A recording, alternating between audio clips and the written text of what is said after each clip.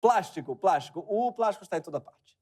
Do seu celular, às sacolas de supermercado, passando pelo seu pinto, se você for o Alexandre Frota. Sim, o Frota usa um enxerto peniano e já entrou com um processo contra o seu plano de saúde, pedindo que o plano pagasse pela implantação de uma prótese, a famosa frótese. Porque, aparentemente, o seu pau estava muito torto para a esquerda, segundo ele mesmo. Sim, o pau dele parece que começou a voltar no freixo.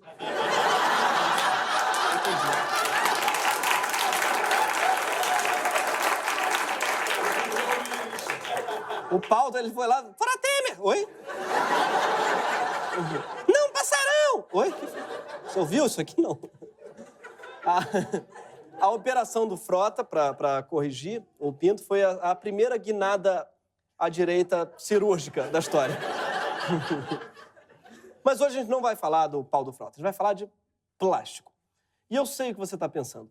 Lá vem o Gregório dizer que o plástico é o demônio e que o demônio é ardiloso. Não, a gente aqui vai falar bem do plástico. Esse é o primeiro programa para falar bem de alguma coisa. Sim, isso aqui vai ser uma rasgação de seda. Até porque quem precisa de seda quando se tem o plástico? O plástico é um material foda mesmo. É o único que permitiu que a gente fizesse o primeiro coração artificial implantado em um ser humano. Sim, a humanidade fez um coração de plástico e deu certo. Eu gosto de falar a humanidade quando é uma coisa boa, porque parece que a gente teve alguma participação nisso. Mas não, foi graças ao plástico e o pessoal que inventou isso.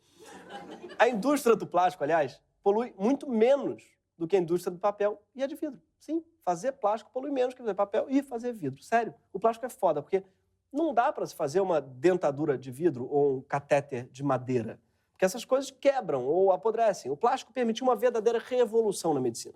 Isso sem falar nos eletrodomésticos, na construção civil, na moda, na indústria de brinquedos e nos pintos, claro, como a gente falou.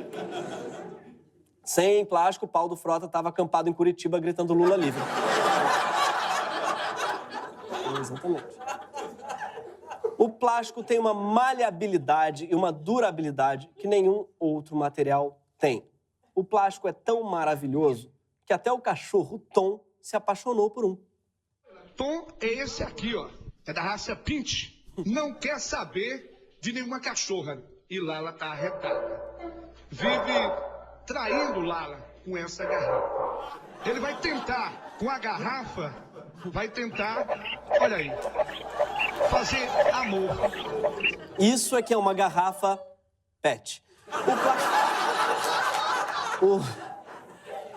O plástico é tão resistente que ele já virou até um Boeing, o 787. A maior parte das coisas que você conhece só pode ser feita em escala industrial porque passou a ser feita de plástico.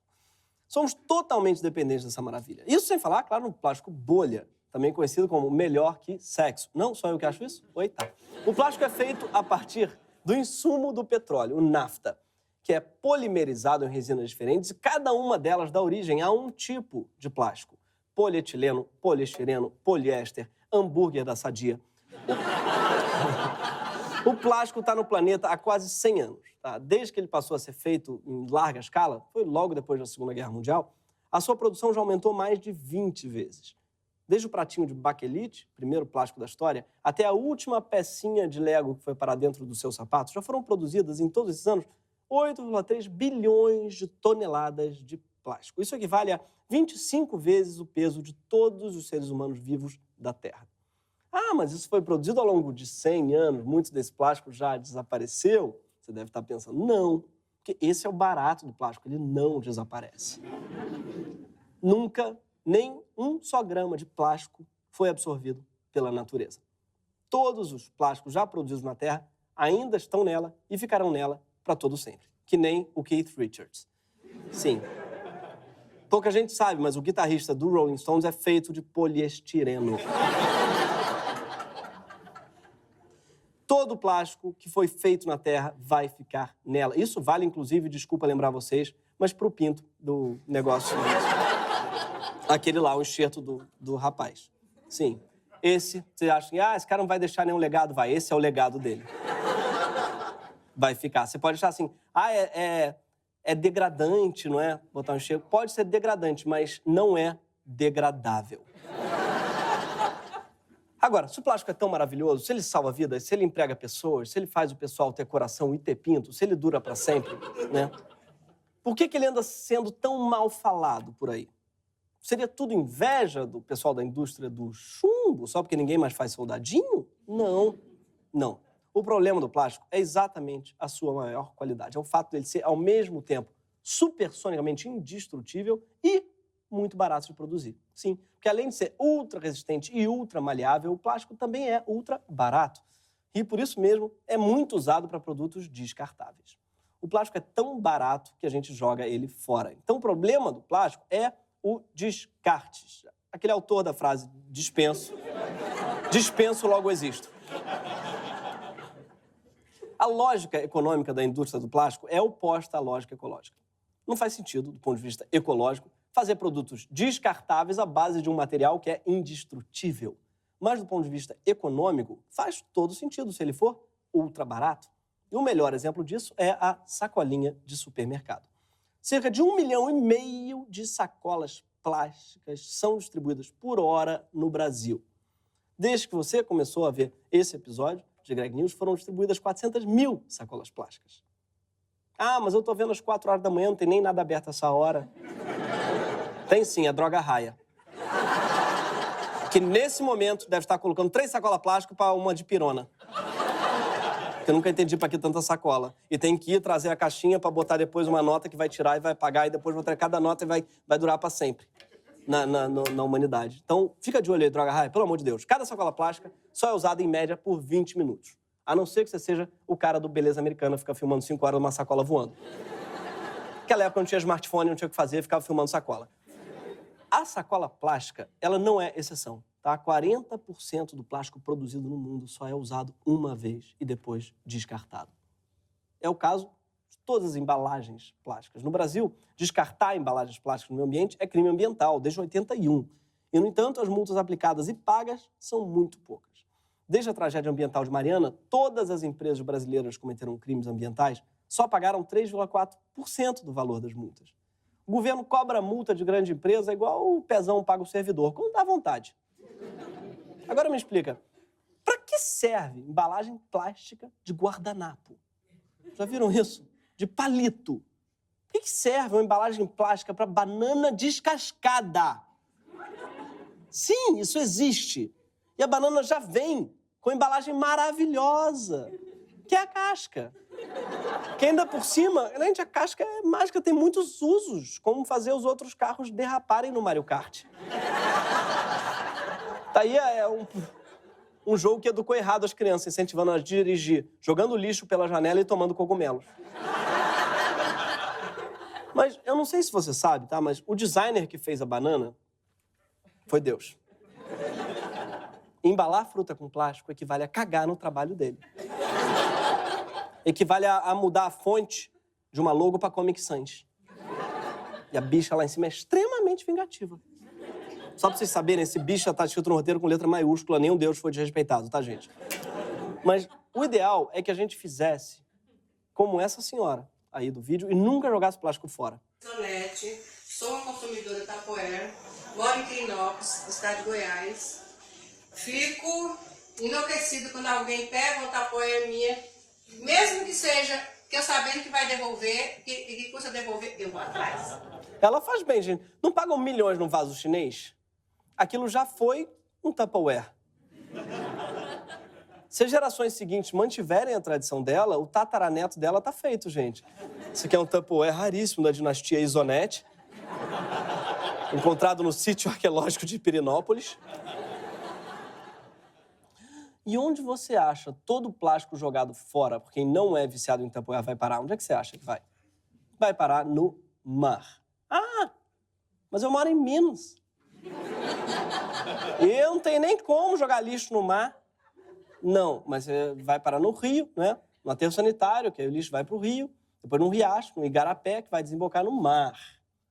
Ou seja, mais notícias para você que mora no interior do país. O seu lixo pega mais praia que você.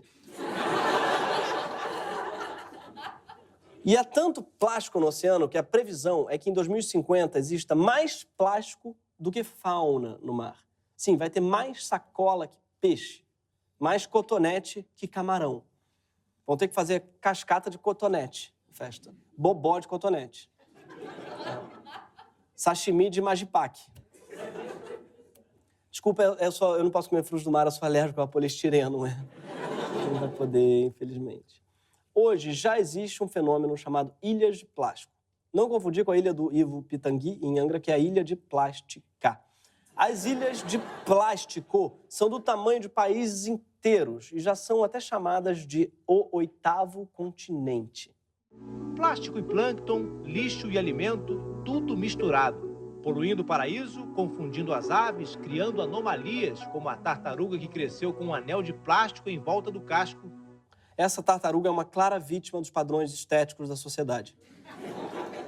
Os animais que não sabem diferenciar pequenos peixes de uma tampinha da Redoxon ou de uma daquelas notas de R$10 de plástico. Lembra aquelas notas que eram de plástico?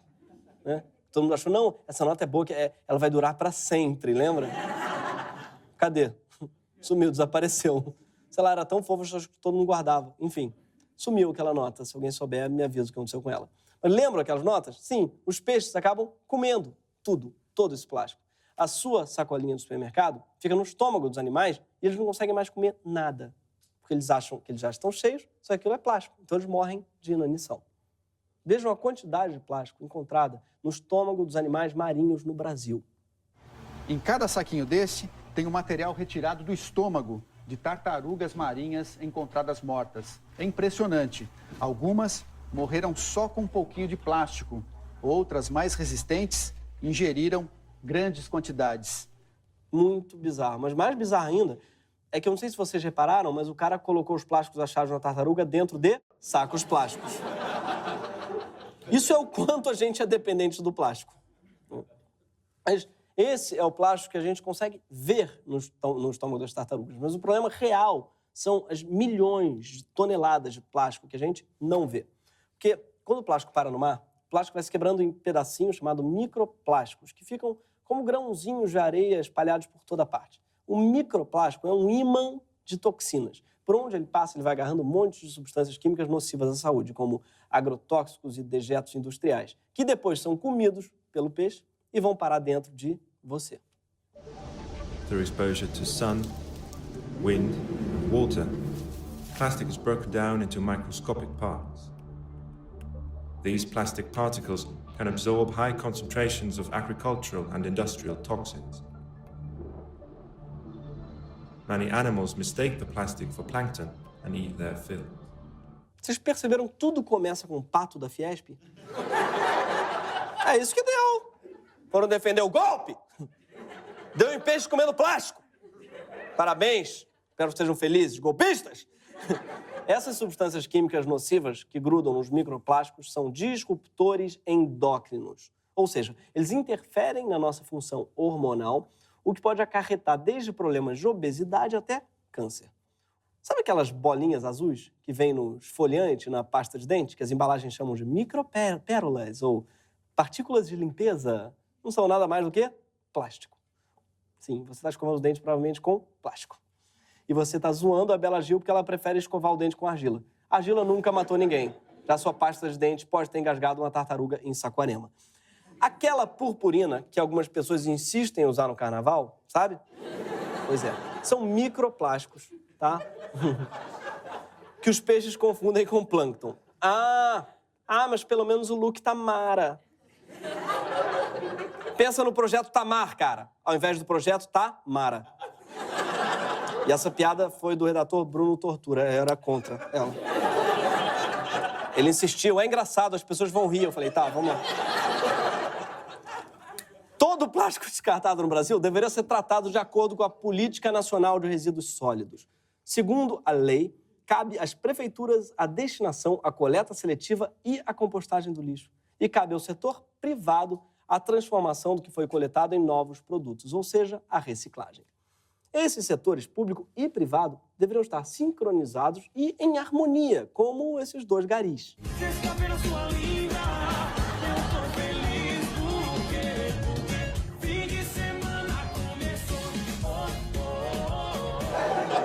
Cara, eu também já tive que trabalhar no carnaval, é assim mesmo, cara.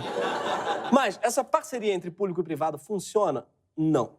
A situação dos municípios brasileiros em relação à reciclagem de embalagens plásticas é péssima. 85% das cidades brasileiras não têm nenhum acesso à coleta seletiva.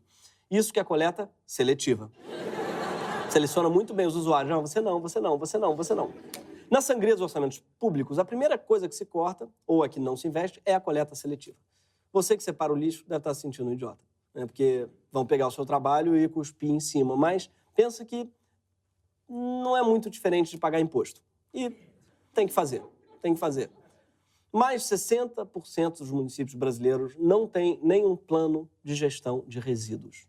O que isso significa? Isso significa que eles nem pensaram sobre o que fazer com o lixo deles. Eles estão lidando com lixo e, consequentemente, com plástico, como o Fábio Assunção está lidando com a barba, não lidando. Mas enquanto as prefeituras não fazem nada, o que você pode fazer? O problema é muito complexo, tá? Porque não depende só de você. Precisa de uma nova política industrial, precisa de novos padrões de embalagem, do desenvolvimento de plásticos biodegradáveis, do cumprimento das leis que dispõem sobre o lixo e de um acordo sobre a grafia em português do Tupperware. Tupperware ou Tupperware? Ou Tupperware? Quando eu era pequeno, inclusive, eu achava que era tapa-o-er. Por que ele faz? Ele tapa o er.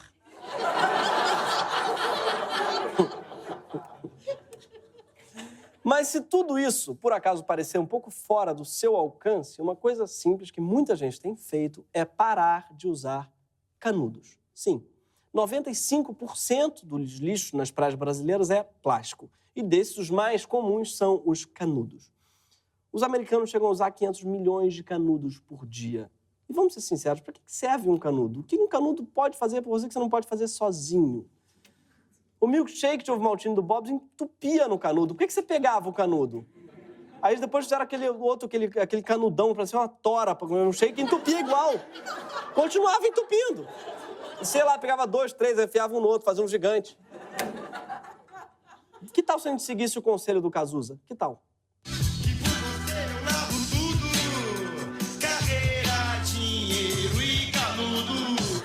Ou seja, dá para largar o canudo. Inclusive, uma opção muito mais sustentável é a nota enroladinha. Não. Não façam isso, porque, além de tudo, é pouco higiênica, vale ressaltar. E é por isso, inclusive, tem tanta gente lavando dinheiro. A boa notícia é que os canudos já estão sendo proibidos em vários lugares do mundo. Cidades dos Estados Unidos, como Seattle, Miami e Malibu, não usam mais canudos, e algumas do Canadá também, como Vancouver e Montreal. A Rainha Elizabeth, inclusive, proibiu o uso do canudo nos palácios reais e o Reino Unido inteiro deve adotar a medida até 2019. Sim, o casamento do Harry e da Meghan não teve canudos. Eles se livraram do canudo porque perceberam que era desnecessário. E olha que eles não se livraram da monarquia pela mesma razão. É claro que acabar com os canudos não resolve completamente o problema do plástico descartável. Nem no Brasil e nem em lugar nenhum. Mas o canudo pode ser a porta de entrada para drogas mais pesadas, como sacolas, embalagens e patos da Fiesp. Sabe quem não precisa de canudo? O plástico. Plástico, esse material incrível, indestrutível, revolucionário, não pode virar canudo. O plástico não merece isso, gente. E nossos governantes não podem mais tolerar esse absurdo. Está na hora dos nossos bares, restaurantes e lanchonetes pararem de tratar o plástico como lixo e banirem o canudo. Mas vamos falar de coisa boa. Claro, várias cidades brasileiras já têm projetos de lei tramitando em suas câmaras de vereadores para acabar com o canudo. E a equipe do Greg News bolou uma maneira fácil de você pressionar os seus vereadores a aprovar esses projetos. É assim, você manda uma mensagem de WhatsApp aqui para o programa, usando o número 021 994368403. Deve estar aqui embaixo, e eu sempre quis falar isso. Só ligar para esse número aqui embaixo, viu? Não se preocupe, a gente não vai ficar te mandando meme de bom dia, nem áudio de sextor, nem nudes, só canudes. O que a gente vai te fazer é te mandar um alerta. Sim, um alerta assim que a proibição do canudo for colocada em votação na sua cidade. A gente vai te avisar e te dar o número, o telefone e o e-mail dos seus vereadores para você encher o saco deles igual o enxerto encheu o pau do Alexandre Frota. Oi? Ok? Tô esperando o seu zap. Esse foi o Greg News, toda sexta-feira às 10 horas da noite. Só na HBO!